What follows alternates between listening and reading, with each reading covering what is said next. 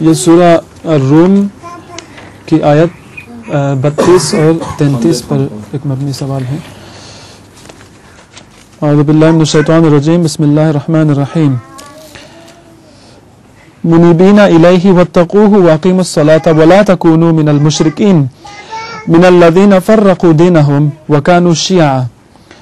سوال یہ ہے حضور کہ وہ جو تفرقہ پیدا کرتے ہیں یا جو تفرقہ بازی کرتے ہیں دین کے معاملوں میں، اور مشرکین میں کیا ربط ہے؟